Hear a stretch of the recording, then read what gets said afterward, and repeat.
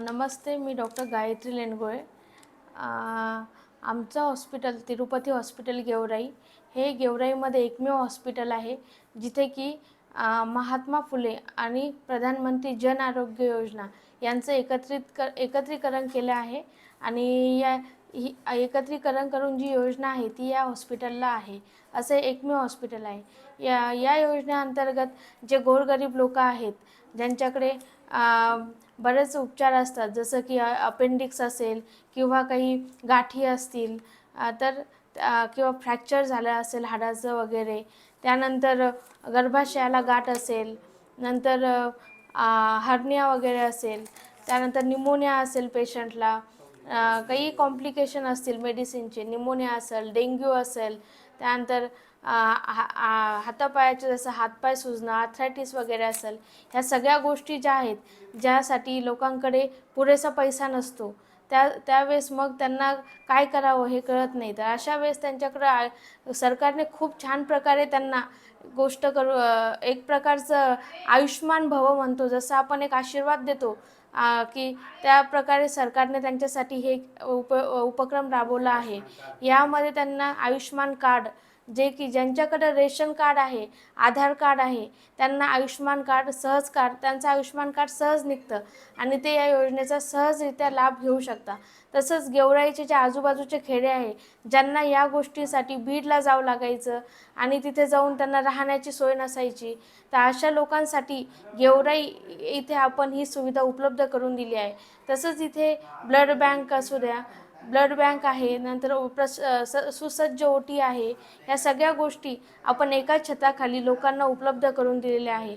आणि माझं एकच मत आहे की सरकारने जे आपल्यासाठी जे केलं आहे, जे काही ही योजना आणली आहे, याचा जास्तीत जास्त लोकांनी लाभ घ्यावा, हेच माझी सर्व लोकांना विनंती आहे. तिरुपती हॉस्पिटल गेवराई हे कुठे आहे, तर हे नवीन बस स्टँडच्या मागे आहे. नवीन बस स्टँडच्या मागे म्हणजे एक्झॅक्ट कुठे, तर माणिक हॉस्पिटल जे होतं जुनं, तिथे आता तिरुपती हॉस्पिटल गेवराई झालेलं आहे. या हॉस्पिटलमध्ये महात्मा ज्योतिबा फुले जन आरोग्य योजना तसेच आयुष्मान भारत योजना या दोघांचं एकत्रित करून जी योजना आहे ती इथे राबवली जाते. तर या हॉस्पिटलमध्ये आयुष्मान भारत कार्ड असू द्या किंवा आधार कार्ड, रेशन कार्ड, इथे या हॉस्पिटलमध्ये सुसज्ज अशी ओटी आहे किंवा शस्त्रक्रिया विभाग आहे. तिथे किडनीत खडा असू द्या, तसंच हाडाचं ऑपरेशन, अपेंडिक्स, हार्निया, पित्ताशयात खडे, कुठली अंगावर गाठ, ह्या सगळ्यांची शस्त्रक्रिया इथे या योजनेअंतर्गत केल्या जातात. तसंच कॉम्प्लिकेटेड डिलिव्हरी असू द्या किंवा सीझर असेल, तेही या योजनेमध्ये आपल्याला केलं जातं, या योजनेमध्ये होतं. तसंच बाळाचं जे आहे NICU, PICU हे सुद्धा या हॉस्पिटलमध्ये अवेलेबल आहे.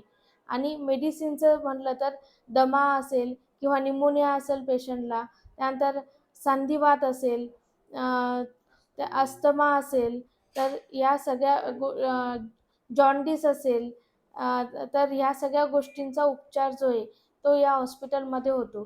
तसंच सुसज्ज असं ICU आहे, नंतर जनरल वॉर्ड आहेत, स्पेशल रूम आहेत, नंतर ब्लड बँक आहे, जिथे की पेशंटला, रुग्णाला कधी इमर्जन्सीमध्ये ब्लड लागलं तर ब्लड बँक अवेलेबल होते. बाळ जन्मल्यानंतर, डिलिव्हरी झाल्यानंतर इमर्जन्सीमध्ये बाळाला ज्या सुविधा लागतात, जसं की एखाद्या वेळेस ऑक्सिजन लागतो, तर ऑक्सिजनची सुविधाही आपल्याकडे आहे. तसंच बाळ पिवळं पडलं असेल, तर अशा वेळेस बाळाला पिवळपणा कमी होण्यासाठी फोटोथेरपी म्हणून एक मशीन असते, ती सुद्धा आपल्याकडे आहे. ह्या सगळ्या सुविधा आहेत.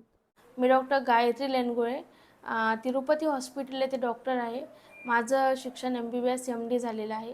KEM हॉस्पिटल मुंबई येथे मी MD केलेलं आहे.